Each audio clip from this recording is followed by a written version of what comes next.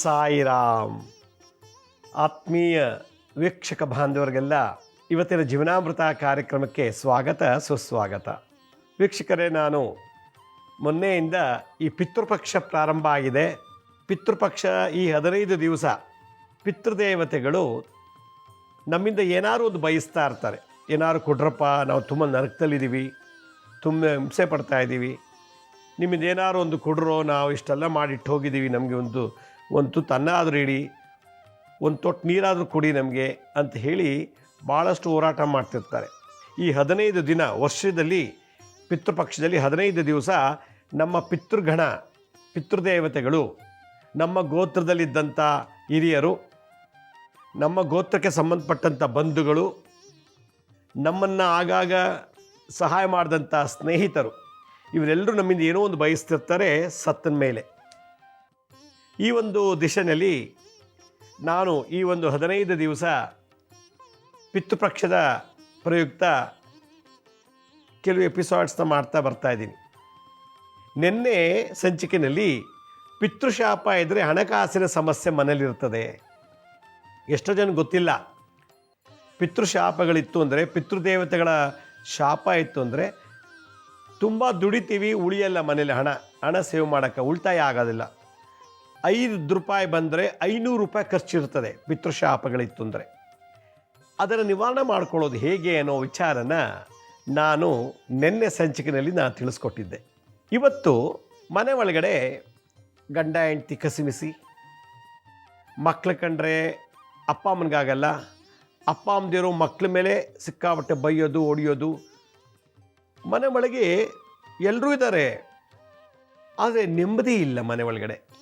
ಮಗ ನೋಡಿದ್ರೆ ಅಂತರ್ಜಾತಿ ವಿವಾಹ, ಬೇರೆ ಯಾವುದೋ ಹುಡುಗಿನ ಮದುವೆ ಮಾಡ್ಕೊಂಬಿಟ್ಟಿದ್ದಾನೆ, ಮಗಳಿಗೆ ಇನ್ನೂ ಮದುವೆ ಆಗಿಲ್ಲ. ಇನ್ನೊಬ್ಳು ನೋಡಿದ್ರೆ ಮಗಳು ಮನೆ ಬಿಟ್ಟು ಓಡೋಗಿದ್ದಾಳೆ, ಯಾರ ಜೊತೆಲೂ ಮದುವೆ ಆಗಿದ್ದಾಳೆ. ಹೀಗಾಗಿ ಮನೆ ಒಳಗಡೆ ನೆಮ್ಮದಿ ಇಲ್ಲ. ಮಗನಿಂದ ನೆಮ್ಮದಿ ಇಲ್ಲ, ಹೆಣ್ಮಕ್ಳಿಂದ ನೆಮ್ಮದಿ ಇಲ್ಲ. ಮಗಳು ಹಠಮಾರಿ, ಏನು ಹೇಳಿದ್ರು ಕೇಳಲ್ಲ ಮಗಳು, ಬೈತಾಳೆ ಅಮ್ಮನಿಗೆ, ಯಾವುದು ಹೇಳಿದ್ರು ವಿರುದ್ಧವಾಗಿ ಮಾತಾಡ್ತಾಳೆ ಮಗಳು. ಮಗಂಗೆ ಏನೇ ಎಷ್ಟೇ ಬುದ್ಧಿ ಹೇಳಿದ್ರು ಕೇಳೋಲ್ಲ. ಮಗ ಅಪ್ಪನಿಗೆ ಮಾತು ಕೇಳೋಲ್ಲ. ಅಪ್ಪನ ಜೊತೆ ಮಾತಾಡಿ ಎಷ್ಟೋ ವರ್ಷ ಆಗಿದೆ ಮಗ, ಅಮ್ಮನ ಜೊತೆ ಮಾತಾಡಿ ಮಗಳು ಎಷ್ಟೋ ವರ್ಷ ಆಗಿದೆ. ಮಕ್ಕಳು ಅಪ್ಪ ಅಮ್ಮನ ಜೊತೆ ಮಾತೇ ಆಡೋದಿಲ್ಲ, ಆದರೆ ಒಂದೇ ಮನೇಲಿ ಇರ್ತಾರೆ. ಗಂಡ ಹೆಂಡ್ತಿರು ಮಾತಾಡಲ್ಲ, ಒಂದೇ ಮನೇಲಿ ಇರ್ತಾರೆ. ಅತ್ತೆ ಮಾವ ಇರ್ತಾರೆ, ಸೊಸೆ ಅತ್ತೆ ಮಾವ ಜೊತೆ ಮಾತಾಡಲ್ಲ. ಹೀಗೆ ವೈಮನಸ್ಸು, ನಿಷ್ಠೂರ, ಮತ್ತು ಏನೋ ಒಂದು ರೀತಿ ತಪ್ಪು ಕಲ್ಪನೆಗಳ ಅಥವಾ ಭಿನ್ನಾಭಿಪ್ರಾಯಗಳ ಯಾವುದೋ ಒಂದು ರೀತಿಯಲ್ಲಿ ಮನೇಲಿ ಎಲ್ಲರೂ ಇರ್ತಾರೆ. ಎಲ್ಲ ಇದೆ, ಕಾರಿದೆ, ಸೈಟ್ ಇದೆ, ಕೆಲಸ ಇದೆ, ದುಡ್ಡಿದೆ, ಊಟಕ್ಕೆ ತೊಂದರೆ ಇಲ್ಲ, ಬಟ್ಟೆಗೆ ತೊಂದರೆ ಇಲ್ಲ, ಎಲ್ಲ ಇದೆ. ಆದರೆ ಅವರು ಯಾರೂ ಸರಿಯಾಗಿ ಒಬ್ಬನಾಡಿಕೆ ಮನೆ ಒಳಗಿಲ್ಲ. ಮನೆಯಿಂದ ಹೊರ್ಗೋಗಿ ನೋಡಿ ಚೆನ್ನಾಗಿರ್ತಾರೆ, ಮನೆ ಒಳಗೆ ಚೆನ್ನಾಗಿರೋದಿಲ್ಲ. ಮನೇಲಿ ಮಗ ಯಾವಾಗಲೂ ಕೆಟ್ಟ ಪದಗಳಿಂದ ಬೈತಿರ್ತಾನೆ, ಅಪ್ಪ ಯಾವಾಗಲೂ ಮಕ್ಳಿಗೆ ಕೆಟ್ಟ ಪದದಿಂದ ಬೈತಿರ್ತಾನೆ, ಅಮ್ಮ ಯಾವಾಗಲೂ ಮಕ್ಳಿಗೆ ಶಾಪ ಆಗ್ತಿರ್ತಾಳೆ, ನಿನಗೆ ಹಂಗಾಗ, ನಿನಗೆ ಹಿಂಗಾಗ, ನನ್ನ ಕಣ್ಣಲ್ಲಿ ನೀರು ಹಾಕ್ಸಿ ಒಳ್ಳೇದಾಗಲ್ಲ. ತಾಯಿ ಮಗಳಿಗೆ ಶಾಪ ಹಾಕೋದು. ಇದಲ್ಲದೇ ಕೆಲವು ಮನೆಗಳಲ್ಲಿ ಒಬ್ಬರಾದ್ಮೇಲೆ ಒಬ್ಬರು, ಅಮ್ಮ ಹುಷಾರ ಮಲ್ಕೊಂಡ್ಲು, ಮಗಳಿಗೆ ಜ್ವರ ಬಂದುಬಿಡ್ತು, ಮಗಳು ಹುಷಾರಾದ್ಲು, ಅಣ್ಣಂಗೆ ಬಂತು, ಅಣ್ಣ ಹುಷಾರಾದ ಅಪ್ಪಂಗೆ ಬಂತು. ಹೀಗೆ ಆ ರೋಗ ಮನೆ ಒಳಗೆ ಸುತ್ತಾಡ್ತಾನೆ ಇರ್ತದೆ ಆ ರೋಗ. ಒಂದು ಮಾತಿನಲ್ಲಿ ನೆಮ್ಮದಿ ಇಲ್ಲ, ಎಲ್ಲ ಇದ್ದರೂ ಅನುಭವಿಸೋ ಯೋಗ ಇಲ್ಲ. ಎಲ್ಲ ಇದೆ, ಒಳ್ಳೆ ಹೆಂಡತಿ, ಒಳ್ಳೆ ಗಂಡ, ಒಳ್ಳೆ ಮಕ್ಕಳು ಅಂತೀವಿ ನಾವು, ಆದರೆ ಮಕ್ಕಳಿಂದ ತಂದೆ ತಾಯಿ ಸುಖ ಇಲ್ಲ, ತಂದೆ ತಾಯಿಯಿಂದ ಮಕ್ಳಿಗೆ ಸುಖ ಇಲ್ಲ. ನೋಡಿ, ಇದೇ ಬ್ಯೂಟಿ. ಮಕ್ಕಳಿದ್ದಾರೆ, ಅಯ್ಯೋ ನನ್ನ ಮಗ ನಾನು ನೋಡ್ಕೋತಾನೆ, ಅಯ್ಯೋ ನನ್ನ ಮಗಳು ನಂಗೆ ಸಾಕ್ತಾಳೆ. ಸುಳ್ಳು. ಈಗಲೇ ಮದುವೆನೇ ಆಗಿಲ್ಲ ಮಗಳು, ಅಪ್ಪ ಅಮ್ಮಗೆ ಹಿಂಸೆ ಕೊಡ್ತಾರೆ, ಮಾನಸಿಕವಾಗಿ, ದೈಹಿಕವಾಗಿ. ಇನ್ನು ಮಕ್ಳಿಗೆ ಮದುವೆನೇ ಮಾಡಿಲ್ಲ, ನಿನ್ಗೆ ಯಾಕಾದ್ರೂ ಜನ್ಮ ಕೊಟ್ಟನೋ, ನೀನಂಥ ಮಗ ಹುಡ್ತಾಳೆ ಸತ್ತೋಗಿರೋ ಎಷ್ಟೋ ಚೆನ್ನಾಗಿತ್ತು, ಇಂಥ ಮಗನ ಜನ್ಮ ಕೊಟ್ಟನಲ್ಲ ಅಂತ ದಿನಾ ಮಗನಿಗೆ ಬೈಯೋದು.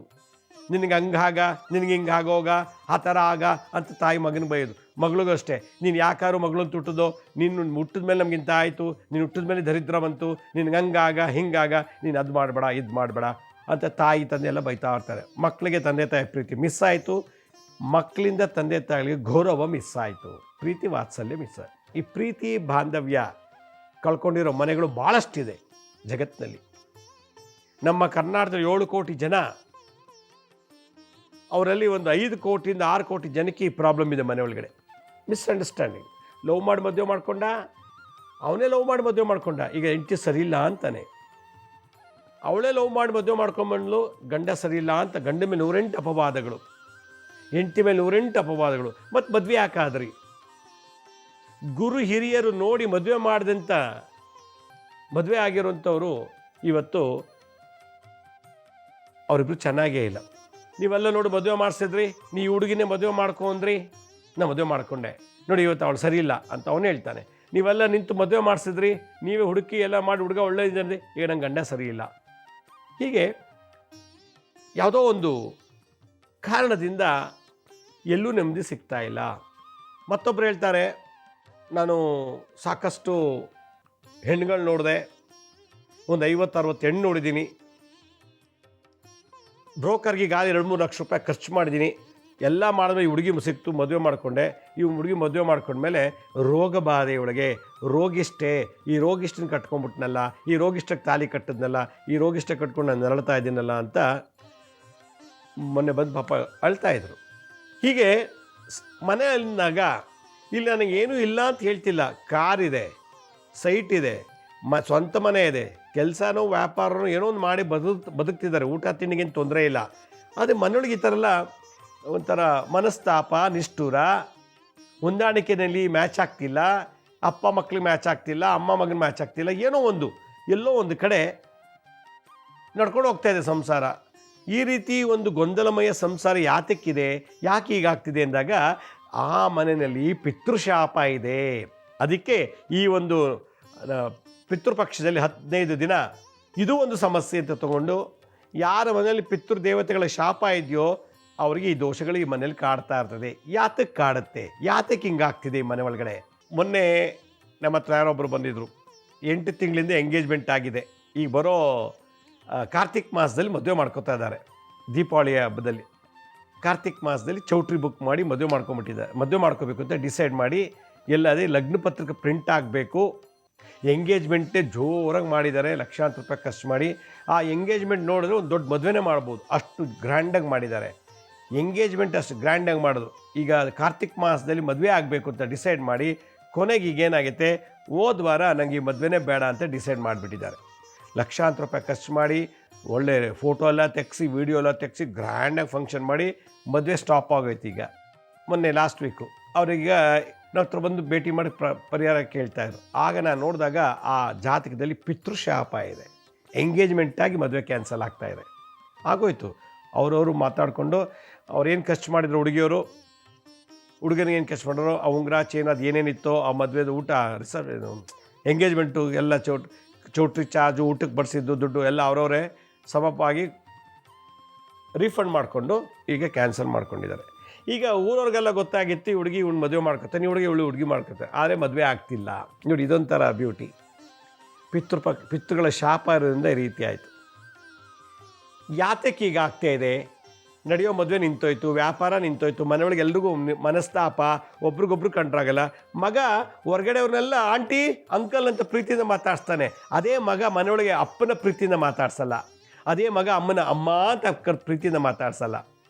ಅದೇ ಆ ಮನೆಯಲ್ಲಿರೋ ಹುಡುಗಿ ಪಕ್ಕದ ಮನೆಯವ್ರನ್ನ ಹೊರಗಡೆಯವ್ರಲ್ಲ ಆಂಟಿ, ಅಣ್ಣ, ಅಕ್ಕ, ತಮ್ಮ ಅಂತ ಎಲ್ಲ ಕರೀತಾಳೆ. ಆದರೆ ಮನೇಲಿರೋ ತಾಯಿನ ಪ್ರೀತಿಯಿಂದ ಮಾತಾಡ್ಸಲ್ಲ ಮಗಳು, ತಂದೆಯ ಪ್ರೀತಿಯಿಂದ ಮಾತಾಡ್ಸಲ್ಲ, ಅಣ್ಣನ ಜೊತೆ ಮಾತಾಡಲ್ಲ, ಅಕ್ಕ ತಂಗಿ ಜೊತೆ ಮಾತಾಡಲ್ಲ. ಆದರೆ ಒಂದೇ ಮನೇಲಿ ಇದ್ದಾರೆ ನೋಡಿ, ಎಲ್ಲ ಒಂದೇ ಮನೇಲಿ ವಾಸ ಮಾಡ್ತಾರೆ. ಊರವ್ರಿಗೆಲ್ಲ ಹೊರಗಡೆಯವ್ರಿಗೆಲ್ಲ ಮರ್ಯಾದೆ ಖುಷಿ ಕೊಡ್ತಾರೆ, ಆದರೆ ಮನೇಲಿರೋರಿಗೆ ಮರ್ಯಾದೆ ಕೊಡ್ತಿಲ್ಲ, ಖುಷಿ ಕೊಡ್ತಿಲ್ಲ. ಅಂದರೆ ಪಿತೃಶಾಪ ಇದೆ ಮನೆಯಲ್ಲಿ, ಪಿತೃದೇವತೆಗಳ ಶಾಪ. ಕಾರಣ ಏನು? ಯಾರು ನಿಮ್ಮ ಮನೆ ಸತ್ತೋಗಿದ್ದಾರೋ, ಈಗಾಗಲೇ ಅವ್ರು ಬದುಕಿದಾಗ ಅವ್ರಿಗೆ ಬೈಯೋದು, ಅವ್ರಿಗೆ ಏನೋ ಊಟ ಕೊಡೋದಿಲ್ಲ, ಅವ್ರಿಗೆ ಸಣ್ಣ ಪುಟ್ಟ ಕೆಲಸಗಳೆಲ್ಲ ತಪ್ಪಿಕೊಂಡಿಡೋದು, ಅವ್ರಿಗೆ ಮಾನಸಿಕವಾಗಿ ಬೈಯೋದು, ಸರಿಯಾಗಿ ಅವ್ರಿಗೆ ಮರ್ಯಾದೆ ಕೊಡದೇ ಇದ್ದರೆ, ಸರಿಯಾಗಿ ಅವ್ರನ್ನ ಗೌರವಿಸಲಿಲ್ಲ ಅಂದರೆ, ಸರಿಯಾಗಿ ಊಟ ತಿಂಡಿ ಕೊಡಲಿಲ್ಲ ಅಂದರೆ, ಅವ್ರ ಸ್ಥಾನಮಾನಕ್ಕೆ ಧಕ್ಕೆ ಬರೋ ಹಾಗೆ ಬದುಕಿದಾಗ ಅವ್ರಿಗೆ ಈ ಥರ ತೊಂದರೆ ಕೊಟ್ಟಿದ್ರೆ, ಅವ್ರು ಸತ್ತ ಮೇಲೆ ಮೇಲೋದ್ಮೇಲೆ ಮನೆ ಒಳಗೆ ಈ ರೀತಿ ತೊಂದರೆಗಳು ಶುರು ಮಾಡಿಸ್ತಾರೆ ಅಂಥೇಳಿ ಗರುಡ ಪುರಾಣ ಹೇಳುತ್ತೆ. ನಾರದ ಪುರಾಣದಲ್ಲೂ ಕೂಡ ಒಂದು ಕಡೆ ಹೇಳ್ತಾರೆ, ಪಿತೃದೇವತೆಗಳು ತೃಪ್ತಿ ಪಟ್ಟಿಲ್ಲ ಅಂದರೆ ಯಾವ ದೇವತೆಗಳು ಆಶೀರ್ವಾದ ಮಾಡೋದಿಲ್ಲ. ಗರುಡ ಪುರಾಣದಲ್ಲಿ ಯಾಕೆ ಮನೆಯಲ್ಲಿ ಮನಸ್ತಾಪ, ನಿಷ್ಠುರ, ಹೊಂದಾಣಿಕೆ ಇಲ್ಲ, ಪ್ರೀತಿ ಬಾಂಧವ್ಯ ಇಲ್ಲ, ಮನೆಯಲ್ಲಿ ಅವರವರೇ ಶತ್ರುಗಳು, ಬಟ್ ಶತ್ರುಗಳು ಒಂದೇ ಜಾಗದಲ್ಲಿ ಒಂದೇ ವಾಸ ಮಾಡ್ತಾರೆ. ಏನೋ ಎತ್ಬಿಟ್ಟಿದ್ದೀನಲ್ಲ, ಜನ್ಮ ಕೊಟ್ಟಿದ್ದೀನಲ್ಲ, ತಿನ್ಕೊಂಡು ಬಿದ್ದಿರು, ತಗೋ ಹೋಗು ಅಂಥೇಳಿ ಏನೋ ಭಿಕ್ಷಕನಿಗೆ ಹಾಕ್ದಾಗೆ ನೋಡ್ಕೊಂಡಿರ್ತಾರೆ ಆ ಮನೆಯಲ್ಲಿ. ಏನೋ ಜನ್ಮ ಕೊಟ್ಟಿದ್ದೆ ಅಪ್ಪ ನೀನು, ಏನೋ ಜನ್ಮ ಕೊಟ್ಟಿದ್ದೆ ನೀನು ಅಮ್ಮ, ಅದಕ್ಕೆ ಅಮ್ಮ ಅಪ್ಪ ಅಂತೇಳಿ ಏನೋ ಒಂದಷ್ಟು ಇದು ಮಾಡ್ತಾ ಇದ್ದೀನಿ, ಇಲ್ಲ ನೀನು ಕೇರೆ ಮಾಡಲ್ಲ ನಾನು ಅಂತಾನೆ ಮಗ ಅಥವಾ ಮಗಳು. ಈ ಥರ ಲೆವೆಲಲ್ಲಿ ಯಾಕೆ ಆಗ್ತಿದೆ ಅಂದರೆ, ಆ ಮನೆಯಲ್ಲಿ ನಮ್ಮ ಗೋತ್ರದಲ್ಲಿ ಪಿತೃದೇವತೆಗಳನ್ನು ಹೀಯಾಳಿಸಿದರೆ, ಹಾಸ್ಯ ಮಾಡಿದರೆ, ಟೀಕೆ ಮಾಡಿದರೆ, ಅವ್ರಿಗೆ ಮಾನಸಿಕವಾಗಿ ದೈಹಿಕವಾಗಿ ಹಿಂಸೆ ಕೊಟ್ಟಿತ್ತು ಅಂದರೆ ಆ ಗೋತ್ರದಲ್ಲಿ ಉಡೋ ಎಲ್ರಿಗೂ ಕೂಡ ಈ ಪದ್ಧತಿ, ಈ ಸಂಪ್ರದಾಯ, ಈ ಶಾಪ ನಡೀತಾ ಬರ್ತದೆ. ಇದೇ ಪಿತೃಶಾಪ. ಕೌಟುಂಬಿಕ ಜೀವನದಲ್ಲಿ ಪಿತೃಶಾಪ ಅಂತ ನಾನು ಹೇಳ್ತೀನಿ. ಇವಾಗ ನಾನು ಇಷ್ಟೊತ್ತು ಏನು ಹೇಳಬೇಕು ಅಂತಿದ್ದೋ ಅವಾಗ ಹೀಗಿದೆ. ಯಾಕೆಂದರೆ ನಿಮಗೆ ಡೈರೆಕ್ಟಾಗಿ ಹೇಳಿದ್ರೆ ಅರ್ಥ ಆಗಲ್ಲ. ಈ ಒಂದು ಉದಾಹರಣೆ ತೊಗೊಂಡಾಗ ನಿಮಗೆ ಮನಸ್ಸಿಗೆ ಅರ್ಥ ಆಗ್ತದೆ. ಓ, ಕೌಟುಂಬಿಕ ಜೀವನದಲ್ಲಿ ನಮ್ಮ ಸಂಸಾರದಲ್ಲಿ ಸುಖ ಶಾಂತಿ ಇಲ್ಲದೆ ಇರೋದ್ರಿಂದ ನಾವೀಗ ಆಡ್ತಾ ಇದ್ದೀವಿ. ಸುಖ ಶಾಂತಿ ಯಾಕಿಲ್ಲ? ಪಿತೃದೇವತೆಗಳಿಗೆ ಸುಖ ಕೊಟ್ಟಿಲ್ಲ, ಪಿತೃದೇವತೆಗಳಿಗೆ ಶಾಂತಿ ಕೊಟ್ಟಿಲ್ಲ. ಸತ್ತಂತ ನಮ್ಮ ಅಪ್ಪನ ಚೆನ್ನಾಗಿ ನೋಡ್ಕೊಂಡಿಲ್ಲ, ಸತ್ತ ನಮ್ಮ ಅಮ್ಮನಿಗೆ ಸರಿಯಾಗಿ ನೋಡ್ಕೊಂಡಿಲ್ಲ, ಬದುಕಿದಾಗ ನಮ್ಮ ಅಪ್ಪ ಅಮ್ಮ ತಾತ ಮಾವ ಅತ್ತೆ ಇವನ್ನ ಯಾರೂ ಸರಿಯಾಗಿ ನೋಡ್ಕೊಳ್ದೇ ಇರೋದ್ರಿಂದ ಇವತ್ತು ನನ್ನ ಮಕ್ಕಳು ನನಗೆ ದ್ವೇಷಿಸ್ತಾರೆ, ನನಗೆ ತೊಂದರೆ ಕೊಡ್ತಾರೆ. ನಾವೇ ನಮ್ಮ ಮಕ್ಕಳಿಗೆ ದ್ವೇಷಿಸ್ತೀವಿ, ಶಾಪ ಆಗ್ತೀವಿ. ಯಾಕೆ? ಪಿತೃದೇವತೆಗಳು ಬದುಕಿದ್ದಾಗ, ನಿಮ್ಮನೇಲಿ ಹಿರಿಯರು ಬದುಕಿದ್ದಾಗ ಅವರಿಗೆ ಮಾನಸಿಕವಾಗಿ ದೈಹಿಕವಾಗಿ ಭಾಳಷ್ಟು ಹಿಂಸೆ ಕೊಟ್ಟಿರ್ತೀವಿ. ಈಗ ಅವ್ರಿಗೆ ಅಪ್ಪ ಯಾವಾಗಲೂ ಮಗಂಗೆ ಹೊಡಿತಿರ್ತಾನೆ, ಯಾವಾಗಲೂ ಮಗ ಹೊಡಿತಿರ್ತಾನೆ. ಅಪ್ಪ ಮಗಂಗೆ ಹೊಡಿಬೋದು ಅಥವಾ ಮಗ ಅಪ್ಪಂಗೆ ಹೊಡಿಬೋದು. ಈ ರೀತಿಯಲ್ಲೂ ಜೀವನ ನಡೀತಾ ಇರ್ತದೆ. ಸತ್ತ ಮೇಲೆ ಅಪ್ಪ ಸತ್ತೋಗ್ತಾನೆ. ಅಪ್ಪ ಸತ್ತೋದ್ಮೇಲೆ ಆ ಮನೆಯಲ್ಲಿ ಮಗ ಇದ್ದಾನೆ, ಮೊಮ್ಮಕ್ಕಳಿದ್ದಾರೆ. ಅವ್ರು ಹೇಗೆ ನಡೀತಿದ್ರು ಅದೇ ಥರ ನಡೀತಾ ಇರ್ತದೆ ಮನೆ ಒಳಗಡೆ. ಅಪ್ಪ ಸತ್ತೋಗಿದ್ದಾನೆ, ಅವನ ನೋವು, ಅವನ ಶಾಪ, ಅವನ ದುಃಖ ಈಗ ಮಗ ಮೊಮ್ಮಕ್ಕಳ ಮೇಲೆ ನಡೀತಾ ಇದೆ. ಈ ಥರ ನಡೀತದೆ. ಇದೇ ಕೌಟುಂಬಿಕ ಜೀವನದಲ್ಲಿ ಪಿತೃಶಾಪ. ಇದು ಹೆಣ್ಣಲ್ಲಿರ್ಬೋದು, ಹೆಂಡತಿಲಿರ್ಬೋದು ಪಿತೃಶಾಪ, ಇಲ್ಲ ಗಂಡಲ್ಲಿರ್ಬೋದು. ಇವ್ರು ಯಾರಲ್ಲೂ ಇಲ್ಲ ಅಂದ್ರೆ ಮಕ್ಕಳಲ್ಲಿರ್ತದೆ ಪಿತೃಶಾಪಗಳು. ಎಲ್ಲೋ ಹುಟ್ಟಿರ್ತಾರೆ, ಯಾವುದೋ ದೇಶದಲ್ಲಿ ಯಾರ್ದೋ ಮನೆಯಲ್ಲಿ ಹುಟ್ಬಿಟ್ಟಿರ್ತಾರೆ, ಅಲ್ಲಿ ಏನೋ ಮಾಡಿರ್ತಾರೆ. ಆ ಪಿತೃಗಣಗ ಇವತ್ತು ಅವ್ರ ಮೇಲೆ ದ್ವೇಷ ಅಸೂಯೆಯಿಂದ ಸಂಸಾರ ಮಾಡ್ತಿರ್ತಾರೆ. ಏನ್ರಿ ಭಾಳ ಜೋರಾಗಿರ್ತಾರೆ. ಮನೆ ಒಳಗೆ ಗೆಲ್ಲಾಟೆ, ನೋಡೋಕ್ಕೆ ದೊಡ್ಡ ಶ್ರೀಮಂತರು, ಮನೆ ಒಳಗೆ ಅಲ್ಲೋಲ ಕಲ್ಲೋಲ, ಭೂಕಂಪ, ದಿನ ಒಂದೊಂದು ಭೂಕಂಪ. ಆ ಲೆವೆಲ್ಗೆ ಗಂಡನಿಂದ, ಹೆಂಡತಿಯಿಂದ, ಮಕ್ಕಳಿಂದ, ಇನ್ಯಾರೂ ಇಲ್ಲ ಅಂದರೆ ಅವ್ರ ಬಂಧು ಮಿತ್ರರಿಂದ ಏನೋ ಒಂದು ನಡೀತಾ ಇರ್ತದೆ. ಆದ್ದರಿಂದ ಈ ಒಂದು ಪಿತೃಪಕ್ಷದ 15 ದಿನಗಳಲ್ಲಿ, ಪಿತೃಪಕ್ಷ ಮುಗಿದ ತಕ್ಷಣ ನವರಾತ್ರಿ ಪ್ರಾರಂಭ ಆಗುತ್ತೆ. ನೋಡಿ ಭಗವಂತ ಯಾವ ರೀತಿ ಲಾಜಿಕ್ ಇಟ್ಟಿದ್ದಾನೆ. ಪಿತೃದೇವತೆಗಳನ್ನು ತೃಪ್ತಿಪಡಿಸುವಂಥ ಈ ಒಂದು 10 ದಿನ, 15 ದಿನದ ಕಾರ್ಯಕ್ರಮ, 15 ದಿನ ಈ ಒಂದು ಪಕ್ಷ, ಕೃಷ್ಣ ಪಕ್ಷ, ಮಹಾಲಯ ಅಮಾವಾಸ್ಯೆ ಬರೋದಕ್ಕೆ ಮುಂಚೆ ಪಿತೃದೇವತೆಗಳು ಕ್ಯೂನ ನಿಂತಿರ್ತಾರೆ ನಿಮ್ಮ ಮನೆ ಹತ್ರ, ನಿಮ್ಮ ಬಾಗಿಲಲ್ಲಿ. ನನ್ನ ಮಕ್ಕಳು ಮೊಮ್ಮಕ್ಕಳು ಏನು ಕೊಡ್ತಾರೋ ಕೊಡ್ರಪ್ಪ, ನಾವು ಬದುಕಿದ್ದಾಗ 500 ಎಕರೆ ಜಮೀನು ಆಸ್ತಿ ಮಾಡಿದ್ದೆ, ಮತ್ತು ನಾನೆಲ್ಲ ಏನು ಒಡವೆ ವಸ್ತ್ರ ಇಟ್ಟೋಗಿದ್ದೀನಿ, ಬ್ಯಾಂಕಲ್ಲಿ ಡಿಪಾಸಿಟ್ ಇಟ್ಟಿದ್ದೀನಿ, ಬಾಡಿಗೆ ಬರೋ ಬಿಲ್ಡಿಂಗ್ ಕಟ್ಟಿದ್ದೀನಿ, ಏನೆಲ್ಲ ಮಾಡಿದ್ದೀನಿ, ನಮಗೊಂದು ತುತ್ತು ಅನ್ನ ಆಗ್ತಿಲ್ಲ, ಒಂದು ಹನಿ ನೀರು ಬಿಡ್ತಿಲ್ಲ ಅಂಥೇಳಿ ಮೇಲ್ಗಡೆಗಳು ಅಂತ ಅಳ್ತಿರ್ತಾರೆ. ಯಾಕಂದರೆ ಅವ್ರ ನರಕ ಹಂಗಿರ್ತದಲ್ಲಿ. ಅವ್ರೇನಾದ್ರು ಸುಖವಾಗಿ ಮುಕ್ತಿ ಮೋಕ್ಷ ಪಟ್ಟಿದ್ರೆ ಇವ್ರು ಸುಖವಾಗಿರ್ತಾರೆ. ಅಲ್ಲಿ ಅವ್ರಿಗೆ ಸುಖವಾಗಿಲ್ಲ, ಇಲ್ಲಿ ಮನೇಲಿ ಈ ರೀತಿ ಗಲಾಟೆಗಳಾಗ್ತಿರ್ತದೆ. ಒಬ್ಬ ಕಳ್ಳ ಭಾಳಷ್ಟು ಸಂಪಾದನೆ ಮಾಡಿಬಿಟ್ಟಿರ್ತಾನೆ, ಕದ್ದು ಜೋರಾಗಿ ಸಂಪಾದನೆ ಮಾಡಿ ಇಟ್ಟೋಗಿರ್ತಾನೆ, ಕಳ್ತನ ಮಾಡಿ ಮೋಸ ಮಾಡಿ ಎಲ್ಲ. ಅವನು ಇದ್ದಕ್ಕಿದ್ದಾಗ ಹಾರ್ಟ್ ಅಟ್ಯಾಕ್ ಆಗಿ ಸತ್ತೋಗ್ಬಿಡ್ತಾನೆ ಯಾವುದೋ ಒಂದು ಕಾರಣದಿಂದ. ಸತ್ತೋದ್ಮೇಲೆ ಯಮದೂತರು ಬರ್ತಾರೆ, ಅವನ್ನ ಕರ್ಕೊಂಡು ಹೋಗ್ತಾರೆ. ಯಮದೂತರು ಬರ್ಬೇಕಾರೆ ಯಮದೂತರು ಹೋಗ್ಬಿಟ್ಟು ಅವನ ನರ್ಕದ ಬಾಗಿಲಲ್ಲಿ ಇಟ್ಟಿರ್ತಾರೆ. ಅವನಿನ್ನೂ ಒಳಗೆ ಪ್ರವೇಶ ಆಗಿಲ್ಲ, ನರ್ಕದ ಒಳಗಡೆ ಹೋಗಿಲ್ಲ. ಮೇನ್ ಡೋರಲ್ಲಿ ಗೇಟ್ ಹತ್ರ ನಿಲ್ಲಿಸಿರ್ತಾರೆ. ಅವನು ಅದೆಲ್ಲ ನೋಡಿಬಿಟ್ಟು ಹೊರಗಡೆನೆ ಒಂದು CCTV ಹತ್ತಿರ ಹಾಕಿರ್ತಾರೆ, LED ಸ್ಕ್ರೀನ್ ಥರ. ಅದ್ರಲ್ಲಿ ನೋಡ್ತಾನೆ ನರಕದಲ್ಲಿ 8 ಜನ ಹೆಂಗಿದ್ದಾರೆ, ಯಾಕೆ ಹಿಂಗೆ ಪಡ್ತಿದೆ ಅಂತ. ಆಗ ದೂತರಿಗೆ ಹೇಳ್ತಾನೆ, ನೋಡಪ್ಪ ನನಗೊಂದು 5 ನಿಮಿಷ ನನಗೆ ಮತ್ತೆ ವಾಪಸ್ ಕಳಿಸ್ಬಿಡು, ನಾನು ನಮ್ಮನ್ನೆಲ್ಲ ನೋಡ್ಕೊಂಬಂದುಬಿಡ್ತೀನಿ ಕೊನೆಯದಾಗಿ ಅಂತ ಹೇಳ್ತಾನೆ. ಆಗಲ್ಲ ಅಂತಾರೆ ಯಮದೂತರು. ಯಾಕಾಗಲ್ಲ? ನಿಗೊಂದಷ್ಟು ಏನೋ ಅವ್ನು ಕೊಡ್ತೀನಿ ಅಂತ. ನಿನ್ನ ಹತ್ರ ಏನಿದೆ ಕೊಡೋಕ್ಕೆ? ಏನೂ ಇಲ್ಲ, ಬರಿಕೆಲ್ಲಿ ಬಂದಿದೆ ನಮ್ಮ ಹತ್ರ ಒಂದು ಅಂತೇಳಿ ಅವ್ರಿಗೆ ಭಾಳ ಗೋಗರ್ದು ಪೇಚಾಡಿ ಕೇಳ್ಕೊತಾನೆ. ಸಡನ್ನಾಗಿ ಅವ್ರು ಏನೋ ಪಾಪ ಆಯ್ತು ಹೋಗ್ಬಾ, ಯಾಕಂದ್ರೆ ಅವ್ನು ಗೊತ್ತೀಗ ಅವ್ನ ದೇಹ ಸುಟ್ಟುಬಿಟ್ಟಿದ್ದಾರೆ ಭೂಮಿನಲ್ಲಿ, ಅಥವಾ ದೇಹ ಸುಟ್ಟಿದ್ದಾರೋ ಭೂಮಿಲಿ ಊತ್ಬಿಟ್ಟಿದ್ದಾರೋ ಗೊತ್ತಿಲ್ಲ. ಆತ್ಮ ವಾಪಸ್ ಬರುತ್ತೆ ಮನೆ ಹತ್ರ ಇನ್ನೂ 12 ದಿನ ಆಗಿಲ್ಲ ಸತ್ತಿ. ಆಗಲೇ ಮಕ್ಕಳು ಹೆಣ್ಮಕ್ಳೆಲ್ಲ ಕೂತ್ಕೊಂಡು ನನಗೆ ಈ ಜಾಗ ಬೇಕು, ಈ ಸೈಟ್ ಬೇಕು, ಈ ಮನೆ ಬೇಕು, ಈ ಬಂಗ್ಲೆ ಬೇಕು, ನನಗಿಷ್ಟು ದುಡ್ಡು ಬೇಕು, ಇದೆಲ್ಲ ನನಗೆ ಬೇಕು ಅಂತ ಏನು ಮನೇಲಿ ಕಚ್ಚಾಡ್ತಿರ್ತಾರೆ. ಇವು ನೋಡ್ತಾನೆ ಕಳ್ಳ, ಅಯ್ಯೋ ನಾನು ಸತ್ತೋಗಿದ್ದೀನಿ, ನಾನು ಇನ್ನೂ 12 ದಿನ ವೈಕುಂಠ ಸಮಾರಾಧನೆ ಆಗಿಲ್ಲ, ಧರ್ಮೋದಕನೇ ಆಗಿಲ್ಲ, ನನ್ನ ಮಕ್ಕಳು ಆಗಲೇ ಆಸ್ತಿಗೋಸ್ಕರ ಕಚ್ಚಾಡ್ಕೊಂಡು ಹೊಡೆದಾಡ್ತಿರ್ತಲ್ಲ, ನನ್ನ ಹೇಳ್ಕೊಂಡು ಅಳ್ತಾ ಇಲ್ವಲ್ಲ, ನನ್ನನ್ನು ಸ್ಮರಣೆ ಮಾಡ್ತಿರವಲ್ಲ ಅಂತೇಳಿ ಭಾಳ ದುಃಖಪಟ್ಟು ಬಡಬಡ ಅಂತ ಓಡ್ಬಿಡ್ತಾನೆ. ಏನಪ್ಪ ಬೇಗ ಬಂದುಬಿಟ್ಟಿದ್ಯಾ ಅಂತ ಯಮದೂತರು ಕೇಳ್ತಾರೆ. ಸ್ವಾಮಿ ನನಗೆ ಅಲ್ಲಿಗಿಂತ ಈ ನರಕನೇ ವಾಸೆ, ಯಾಕೆಂದರೆ ಯಾವ ಮಕ್ಕಳು ಸೊಸೆದಿರು ನನ್ನ ಸ್ಮರಣೆ ಮಾಡ್ತಿಲ್ಲ, ನನ್ನ ನೆನೆಸ್ಕೊಂಡು ಅಳ್ತಿಲ್ಲ, ನನ್ನ ಆಸ್ತಿಗೋಸ್ಕರ ಗುದ್ದಾಡ್ತಿದ್ದಾರೆ, ಅದರಿಂದ ಇಲ್ಲಿಗಿಂತ ಈ ನರಕನೇ ವಾಸೆ ಅಂತ ಹೇಳ್ತಾರೆ. ನೋಡಿ ಹೀಗಿದೆ. ಹಾಗಾಗಿ ಪಿತೃಲೋಕದಲ್ಲಿ ಆ ಒಂದು ಲೋಕ, ಆ ಒಂದು ಪ್ಲ್ಯಾನೆಟಲ್ಲಿರೋ ದೇವತೆಗಳಿಗೆ ತೃಪ್ತಿಪಡಿಸ್ಬೇಕು. ಆಗ ನಮ್ಮ ಮನೆಯಲ್ಲಿ ಸುಖ ಶಾಂತಿ ಇರಬೇಕು. ಊಟ ಬಟ್ಟೆ ಇಲ್ಲ, ಕಾರು ಬಂಗ್ಲೆ ಇಲ್ಲ ಅಂತ ಪರವಾಗಿಲ್ಲ, ಮನುಷ್ಯನಿಗೆ ಒಂದೊತ್ತು ಊಟ ತಿಂದರೂ ಪರವಾಗಿಲ್ಲ, ಶೆಡ್ಡಲ್ಲಿ ಮಲಗಿದ್ರು ಪರವಾಗಿಲ್ಲ, ಎಲ್ಲೂ ಫುಟ್ಪಾತಲ್ಲಿ ಮಲ್ಕೊಳ್ಳೋಣ, ಎಲ್ಲೂ ಯಾವುದು ಪಾಳು ಬಿದ್ದ ಮನೆಯೋ ಅಥವಾ ಪಾಳು ಬಿದ್ದ ಸ್ಕೂಲೋ ದೇವಸ್ಥಾನದಲ್ಲೋ ಅಥವಾ ಯಾವುದೋ ಒಂದು ಕಡೆ ಮಲ್ಕೊಂಡ್ರು ಇರೋಷ್ಟು ದಿವಸ ಅವನಿಗೆ ನೆಮ್ಮದಿ ಇರಬೇಕು. ನೆಮ್ಮದಿನೇ ಇಲ್ಲ ಅಂದರೆ ಅದೆಂಥ ಜನ್ಮ, ಅದೆಂಥ ಬದುಕು ಅಂತ ನನ್ನ ಪ್ರಶ್ನೆ. ಅದಕ್ಕೆ ಈ ಪಿತೃ ಪಕ್ಷದ ಈ ಒಂದು 15 ದಿನ ನಾವು ಎಷ್ಟೆಲ್ಲ ಸಂಪಾದನೆ ಮಾಡಿ ಇಟ್ಟೋಗಿದ್ದಾರೆ ನಮ್ಮ ತಾತ ಅಪ್ಪ ಎಲ್ಲ. ಅಪ್ಪ ಏನು ಕೋಟ್ಯಾಂತರ ರೂಪಾಯಿ ಆಸ್ತಿ ಮಾಡಿ ಇಟ್ಟೋಗಿದ್ದಾರೆ, ಬಟ್ ಅವ್ರು ನೆನೆಸ್ಲಿಲ್ಲ ನಾವು ಈ ಸಂದರ್ಭದಲ್ಲಿ ಅಂದರೆ ಅಲ್ಲಿ ಅವರು ಎಷ್ಟು ತುಂಬ ತೊಂದರೆ ಕೊಡ್ತಿರ್ತಾರೋ ಯಮದೂತರು, ಅದನ್ನೆಲ್ಲ ಇವರು ಇಲ್ಲಿ ಹಾಕ್ತಾರೆ. ಅವ್ರು ಇಲ್ಲಿ ಬದುಕಿದಾಗ ನಾವು ಕಣ್ಣೀರು ಹಾಕ್ಸಿಲ್ಲ, ಅವ್ರು ಸತ್ತ ಮೇಲೆ ನಾವು ಕಣ್ಣೀರು ಹಾಕಿಸ್ತಾ ಇದ್ದೀವಿ. ಅಥವಾ ಬದುಕಿದಾಗಲೂ ಕಣ್ಣೀರು, ಅಲ್ಲಿ ಸತ್ತ ಮೇಲೂ ಅವರು ಅಲ್ಲಿ ಅಳ್ತಿರ್ತಾರೆ, ಅಲ್ಲಿ ನರಕ ಯಾತನೆಗೆ. ಅವ್ರು ಅಲ್ಲಿ ಸುಖವಾಗಿರಬೇಕು ಅಂದರೆ ಯಾರು ಈ ಮಹಾಲಯ ಅಮಾವಾಸ್ಯೆ ಮಾಡಲಿಕ್ಕಾಗಲಿಲ್ಲ ಅಂದರೂ ಅಟ್ಲೀಸ್ಟ್ ಈ ಒಂದು 15 ದಿನಗಳಲ್ಲಿ ಪಿತೃಗಣಗಳಿಗೆ, ಪಿತೃದೇವತೆಗಳಿಗೆ, ಅವ್ರು ನಮ್ಮ ಅಪ್ಪ ಅಮ್ಮ ಇರ್ಬೋದು, ನಮ್ಮ ತಾತ ಮುತ್ತಾತ ಇರ್ಬೋದು, ಅಜ್ಜಿ ಇರ್ಬೋದು, ಯಾರೇ ಇರ್ಬೋದು, ನಮ್ಮ ಡಿಆಕ್ಸಿರೈಬೋನ್ಯೂಕ್ಲಿಕ್ ಆ್ಯಸಿಡ್ ನಮ್ಮ ಜೀನ್ಸಲ್ಲಿ, ನಮ್ಮ ಜೆನೆಟಿಕ್ಸ್ನಲ್ಲಿ, ನಮ್ಮ ಗೋತ್ರದಲ್ಲಿ ಯಾರ್ಯಾರು ಹುಟ್ಟಿ ಬದುಕಿ ಸತ್ತೋಗಿದ್ದಾರೋ, ತಾತನ ನಮ್ಮ ಅಪ್ಪನ ಅಜ್ಜನ ಆಸ್ತಿ ನಾನು ಅನುಭವಿಸ್ತಾ ಇದ್ದೀನಿ, ಆದರೆ ಅಜ್ಜ ಯಾರೂ ಗೊತ್ತಿಲ್ಲ, ಅಜ್ಜ ಅಲ್ಲಿ ನರಕದಲ್ಲಿರ್ತಾನೆ, ಅವನಿಗೆ ರೀಬರ್ತೆ ಆಗಿಲ್ಲ, ಮೋಕ್ಷ ಇಲ್ಲ, ಮುಕ್ತಿ ಇಲ್ಲ. ಎಲ್ಲಿವರೆಗೂ ನಾವು ನಾವು ಅವ್ರಿಗೆ ಪಿಂಡ ಪ್ರದಾನ, ತಿಲತರ್ಪಣ ಮಾಡಲಿಲ್ವೋ ಅವರು ಅಲ್ಲೇ ಇರ್ತಾರೆ. ಅವರಿಷ್ಟೇ ದಾನ ಧರ್ಮ ಮಾಡಿದರೂ ಕೂಡ ಅವರು ಅಲ್ಲೇ ಇರ್ತಾರಂತೆ. ಅದಕ್ಕೆ ಗರುಡ ಪುರಾಣ, ನಾರದ ಪುರಾಣ, ಬ್ರಹ್ಮವೈವಸ್ವತ ಪುರಾಣಗಳಲ್ಲಿ ಈ ಪಿತೃದೇವತೆಗಳ ಸಂತೃಪ್ತಿಗಾಗಿ ಕೆಲವೊಂದು ಪರಿಹಾರ ತಂತ್ರ ಮಂತ್ರಗಳನ್ನು ಹೇಳ್ತಾರೆ. ನಾನಿವತ್ತು ಈ ಕ್ಲೇಶ ಅಂದ್ರೇನು, ಈ ಮನೇಲಿ ಇಷ್ಟೂರ ಹೊಂದಾಣಿಕೆ ಇಲ್ಲ, ಒಬ್ಬೊಬ್ಬರ ಅಂಡರ್ಸ್ಟ್ಯಾಂಡಿಂಗ್ ಇಲ್ಲ, ಮಾತು ಬಿಟ್ಬಿಡ್ತಾರೆ, ಇಲ್ಲ ಮನೆ ಬಿಟ್ಟು ಹೋಗ್ತಾರೆ, ಅಪ್ಪನ ಕಂಡ ಅಪ್ಪನ ಮಗನ ವೈರಿ, ಮಗ ವೈರಿ ಅಪ್ಪನ ವೈರಿ, ಮಕ್ಕಳೆಲ್ಲ ಈ ಥರ ಇರ್ತಾರೆ. ಈ ಥರ ಕ್ಲೇಶಗಳನ್ನ ನಾಶ ಮಾಡಲಿಕ್ಕೆ ಅಂತಲೇ ಅವರು ಕೃಷ್ಣಾವತಾರ ಆಗಿತ್ತೋ ಅಥವಾ ಆಗಿಲ್ವೋ ಒಂದು ಮಂತ್ರ ಬರೆದಿಟ್ಟಿದ್ದಾರೆ.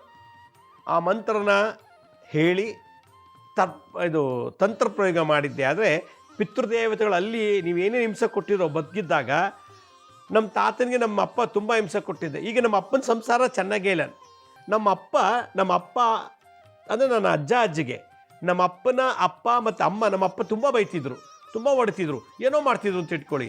ಈಗ ನನ್ನ ಕುಟುಂಬ ಸರಿ ಇಲ್ಲ, ಯಾಕೆಂದರೆ ಆ ಪಿತೃದೇವತೆಗಳು ಮೊಮ್ಮಗನ ಜೀವನ ಹಾಳು ಮಾಡಿ, ಯಾಕೆ ನೋಡೋ ನೀನು ನನಗೆ ತುಂಬ ಹಿಂಸೆ ಕೊಟ್ಟಿದ್ಯಲ್ವಾ, ನೋಡಿ ಈಗ ನಿನ್ನ ಮಕ್ಕಳಿಗೆ ನಿನಗೆ ಹಿಂಸೆ ಕೊಡಿಸ್ತೀನಿ ಅಂತ ಆ ಪಿತೃದೇವತೆ ಅಲ್ಲಿಂದ ಲೆಕ್ಕಾಚಾರ ಆಗ್ತಾರಂತೆ. ಹೀಗೆ ಇದು ಯಾರಿಗೂ ಗೊತ್ತೇ ಆಗೋದಿಲ್ಲ. ಆ ಹೋಮ, ಈ ಹೋಮ, ಆ ಪೂಜೆ ಎಲ್ಲ ಮಾಡಿಸ್ತಿರ್ತಾರೆ, ಆದರೆ ಮನೇಲಿ ಗೋಳು ನಡೀತಿರ್ತದೆ. ಮಾಡಬೇಕಾದ್ರೂ ಇದೇ ರಹಸ್ಯ, ಇದೇ ಸೂಕ್ಷ್ಮ, ಇದೇ ಗಂಭೀರವಾದಂಥ ವಿಷಯ. ಆದ್ದರಿಂದ ನಾವೇನು ಮಾಡಬೇಕು, ಅನ್ನ ತಗೋಬೇಕು, ಅನ್ನಕ್ಕೆ ಎಳ್ಳು ಹಾಕಬೇಕು, ಎಳ್ಳು ಹಾಕ್ಬಿಟ್ಟು ಉಂಡೆ ಮಾಡಬೇಕು. ಪಿಂಡ ಅಂದ್ರೇನು, ಒಂದು ಗೋಲಿ ಆಕಾರದಲ್ಲಿ ಒಂದು ಅನ್ನದ ಉಂಡೆ, ಅದರಲ್ಲಿ ಪ್ರಾಣಶಕ್ತಿ ಇರ್ತದೆ ಪಿಂಡದಲ್ಲಿ. ಆ ಪ್ರಾಣಶಕ್ತಿ ನೀವು ಎಲ್ಲ ಪಿತೃಗಣ ದೇವತೆಗಳನ್ನು ನಿಮ್ಮ ಮುತ್ತಾತನ ನೋಡಿದಿರೋ ನೋಡಿಲ್ವೋ, ಬಟ್ ಅವ್ರ ಆಸ್ತಿ ಅನುಭವಿಸ್ತಾ ಇದ್ದೀರಾ. ನಿಮ್ಮ ಅಪ್ಪನ ನೋಡಿದಿರೋ ಇಲ್ವೋ, ಅವ್ರ ಆಸ್ತಿ ಅವರು ಕಟ್ಟಿದ ಮನೇಲಿ ವಾಸ ಮಾಡ್ತಿದ್ದೀರಾ, ಅವರು ಬಿಟ್ಟೋದಕ್ಕೆ ಜಮೀನಲ್ಲಿ ವ್ಯವಸಾಯ ಮಾಡ್ತಿದ್ದೀರಾ, ಅವ್ರು ಬಿಟ್ಟೋದಕ್ಕೆ ಒಡವೆ ವಸ್ತ್ರ ಹಾಕ್ಕೊಂಡು ಮಜಾ ಮಾಡ್ತಿದ್ದೀರಾ, ಆದರೆ ಅವ್ರಿಗೆ ತೃಪ್ತಿ ಆಗ್ತಿಲ್ಲ ಅಲ್ಲಿ, ಯಾಕೆ ನೀವು ಅವ್ರು ಸರಿಯಾಗಿ ನೋಡ್ಕೋತಾ ಇಲ್ಲ. ಆದ್ದರಿಂದ ಈ ಕೃಷ್ಣ ಪಕ್ಷದೊಳಗಡೆ ಅಥವಾ ಮಹಾಲಯ ಅಮಾವಾಸ್ಯೆ ದಿವಸ ಈ ಒಂದು ಪಕ್ಷದಲ್ಲಿ, ಪಿತೃಪಕ್ಷದಲ್ಲಿ 15 ದಿನದಲ್ಲಿ ಒಂದು ತಂತ್ರ, ಒಂದು ಪಿಂಡ ಅನ್ನನ ತಗೊಳ್ಳಿ, ಅದಕ್ಕೆ ಎಳ್ಳಾಕಿ ಉಂಡೆ ಕಟ್ಟಿ ಅದ್ರ ಮೇಲೆ ತುಳಸಿ ದಳ ಇಡಿ. ತುಳಸಿ ದಳ ನಿಮ್ಗೆ ಯಾರ್ಯಾರು ಗೊತ್ತಿಲ್ವೋ ನಿಮ್ಮ ಗೋತ್ರದಲ್ಲಿ ಅವ್ರಿಗೆಲ್ಲ ಆ ತುಳಸಿ ದಳ ಅದನ್ನು ಟ್ರಾನ್ಸ್ಫರ್ ಮಾಡ್ತದೆ, ಸಬ್ಮಿಟ್ ಮಾಡ್ತದಂತೆ.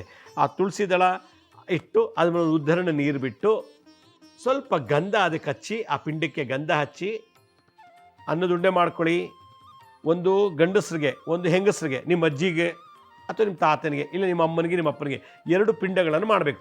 ಪಿಂಡ ಅಂದರೆ ಅನ್ನನ ಚೆನ್ನಾಗಿ ಮಾಡಿ ಅದನ್ನು ಕಲಸಿ ಉಂಡೆ ಮಾಡಿ ಅದಕ್ಕೆ ಎಳ್ಳು ಹಾಕ್ಬಿಟ್ಟು ಕೈಲಿಟ್ಕೊಂಡು 2 ಇಟ್ಕೊಂಡು ಕಣ್ಣು ಮುಚ್ಕೊಂಡು ಓಂ ಕೃಷ್ಣಾಯ ವಾಸುದೇವಾಯ ಹರಯೇ ಪರಮಾತ್ಮನೇ ಪ್ರಣತ ಕ್ಲೇಶ ನಾಶಾಯ ಗೋವಿಂದಾಯ ನಮೋ ನಮಃ. ಓಂ ಕೃಷ್ಣಾಯ ವಾಸುದೇವಾಯ ಹರಯೇ ಪರಮಾತ್ಮನೇ ಪ್ರಣತ ಕ್ಲೇಶ ನಾಶಾಯ ಗೋವಿಂದಾಯ ನಮೋ ನಮಃ. ಓಂ ಕೃಷ್ಣಾಯ ವಾಸುದೇವಾಯ ಹರಯೇ ಪರಮಾತ್ಮನೇ ಪ್ರಣತ ಕ್ಲೇಶ ನಾಶಾಯ ಗೋವಿಂದಾಯ ನಮೋ ನಮಃ. ಗೋವಿಂದನ ಮೂಲಕ ಕ್ಲೇಶನಾಶಾಯ, ನಿಷ್ಠುರ, ಮಾದು, ದುಃಖ, ಅಂಡರ್ಸ್ಟ್ಯಾಂಡಿಂಗ್ ಮಿಸ್ ಆಗಿರೋದು ಇದೆಲ್ಲ ಹೇಳಿ ಅದನ್ನು ಒಂದು ಹೆಂಗಸರಿಗೆ ಒಂದು ಗಂಡಸರಿಗೆ ಒಂದು ಪಿಂಡ ಒಂದು ಬಾಳೆ ಎಲೆ ಮೇಲೆ ಅಥವಾ ಒಂದು ತಟ್ಟೆಯಲ್ಲಿ ಇಟ್ಬಿಟ್ಟು ಅದನ್ನು ನಿಮ್ಮ ಮನೆ ಮೇಲೆ ಟೆರೇಸ್ ಮೇಲೆ ಇಟ್ಬಿಟ್ಟು ಒಂದು ಪಾತ್ರೆ, ಒಂದು ಬೌಲಲ್ಲಿ ಯಾವುದೋ ಒಂದು ಸಣ್ಣದ ಬೌಲಲ್ಲಿ ನೀರಿಟ್ಬಿಟ್ರೆ ಕಾಗೆಗಳು ಬಂದು ತಿನ್ನುತ್ತೆ, ನೀರು ಕುಡುತ್ತೆ. ಇದಿಷ್ಟು ಮಾಡ್ತಿದ್ರೆ ಮನೇಲೆಲ್ಲ ಪ್ರೀತಿ ವಾತ್ಸಲ್ಯ ಬರುತ್ತೆ. ಇದು ತಂತ್ರ, ಪಿಂಡ ಪ್ರದಾನ. ಸಿಂಪಲ್, ಯಾರೂ ಬೇಕಾಗಿಲ್ಲ. ಈ 15 ದಿನದಲ್ಲಿ ಪಿತೃಪಕ್ಷದಲ್ಲಿ ಒಂದು ದಿನ ಈ ಥರ ನಡೀತಿತ್ತು ಅಂದರೆ ಮನೇಲಿ ಇದು ಮಾಡ್ಬೋದು. ಇಲ್ಲ ಪ್ರತಿ ಅಮಾವಾಸ್ಯೆ ದಿವಸನೂ ಮಾಡ್ಬೋದು. ಇದು ಪ್ರತಿ ತಿಂಗಳು ಇದು ಮಾಡ್ತಾ ಬನ್ನಿ. ಮನೇಲಿರೋ anxiety disorders, misunderstanding, any family issues ಎಲ್ಲ ಈ ಒಂದು ಪಿಂಡ ನಿಮ್ಮ ಗಂಡಸರಿಗೆ, ನಿಮ್ಮ ಗೋತ್ರದ ಸತ್ರ ಎಲ್ಲ ಗಂಡಸರಿಗೆ, ಇನ್ನೊಂದು ಪಿಂಡ ನಿಮ್ಮ ಗೋತ್ರದ ಸತ್ರ ಎಲ್ಲ ಹೆಂಗಸರುಗಳಿಗೆ ಕೊಡ್ತು ಅಂತಂದರೆ ಸ್ತ್ರೀಯಿಂದ ಬಂದಿರೋ ನಿಷ್ಠುರ, ಗಂಡನಿಂದ, ಹೀಗೆ ಎಲ್ಲ ಥರ ನಿಷ್ಠುರ ಬಂದಂಥ ದೋಷಗಳೆಲ್ಲ ನಿವಾರಣೆ ಮಾಡುತ್ತೆ ಅಂತ ಹೇಳ್ತಾ ಈ ಪಿತೃಪಕ್ಷದ ಸಮಯದಲ್ಲಿ ಮನೆಯಲ್ಲಿ ಇರತಕ್ಕಂಥ ಈ ಒಂದು ದೋಷ ನಿವಾರಣೆಗೆ ಈ ಒಂದು ತಂತ್ರ ಮಂತ್ರ ಹೇಳ್ಕೊಟ್ಟಿದ್ದೀವಿ. ನೀವು ಮಾಡ್ತಾ ಬನ್ನಿ ಅಂತ ಹೇಳ್ತಾ, ನಮ್ಮ ಹಳೆ ಸಂಚಿಕೆಗಳು ಯಾರು ನೋಡೋಕ್ಕಾಗಿಲ್ವೋ ಅವ್ರು ನಮ್ಮ ಶ್ರೀ ಸಾಯಿ ಭಿಕ್ಷಾ ಕೇಂದ್ರ ಮತ್ತು ಹೆಲ್ತ್ ಸೈನ್ಸ್ ಅಂತ 2 ಯೂಟ್ಯೂಬ್ ಚಾನಲ್ ಇದೆ. ಇದ್ರ ಜೊತೆ SSBK ಜ್ಞಾನೋದಯ ಅಂತ ಒಂದು ಮ್ಯೂಸಿಕ್ ಚಾನಲ್ ಇದೆ. 3ಕ್ಕೂ ಸಬ್ಸ್ಕ್ರೈಬ್ ಮಾಡ್ಕೊಳ್ಳಿ. ಪಕ್ಕದ ಬೆಲ್ ಬಟನ್ ಪ್ರೆಸ್ ಮಾಡಿ. ನೋಡಾದ್ಮೇಲೆ ಲೈಕನ್ನು ಬಟನ್ ಪ್ರೆಸ್ ಮಾಡಿ. ಆಮೇಲೆ ಆ ಲಿಂಕನ್ನು ನಿಮ್ಮ ಬಂದು ವಾಟ್ಸಪ್ ಮುಖಾಂತರ ಅಥವಾ ಇಮೇಲ್ ಮುಖಾಂತರ ಶೇರ್ ಮಾಡಿ. ಗುರುಜಿ ಲಕ್ಷ್ಮೀ ಶ್ರೀನಿವಾಸ್ ಅಂತ ಫೇಸ್ಬುಕ್ಕು, ಇನ್ಸ್ಟಾಗ್ರಾಮು, ಟ್ವಿಟ್ಟರು, ಲಿಂಕ್ಡ್ಇನ್ ಕೂಡ ಅಪ್ಲೋಡ್ ಮಾಡ್ತಿರ್ತೀವಿ. ಅಪಾಯಿಂಟ್ಮೆಂಟ್ಸ್ ಬೇಕಿದ್ದರು www.lakshmisrinivas.in ಅಂತ ಲಾಗಿನ್ ಆಗಿ ನೀವೇ ಅಪಾಯಿಂಟ್ಮೆಂಟ್ಸ್ ತಗೊಳ್ಳಿ ಅಂತ ಹೇಳ್ತಾ ಇವತ್ತಿನ ಸಂಚಿಕೆಯನ್ನು ಮುಗಿಸ್ತೀನಿ. ಇದೇ ರೀತಿ ನಾಳಿನ ಸಂಚಿಕೆಯಲ್ಲಿ ಈ ಪಿತೃಪಕ್ಷಿ ಮತ್ತೊಂದು ವಿಶೇಷವಾದಂಥ ಪಿತೃಶಾಪಕ್ಕೆ ಪರಿಹಾರ ತಿಳಿಸ್ಕೊಡ್ತೀನಿ. ಅಲ್ಲಿವರೆಗೂ ನನ್ನ ನಮಸ್ಕಾರ. ಸಾಯಿರಾಮ್.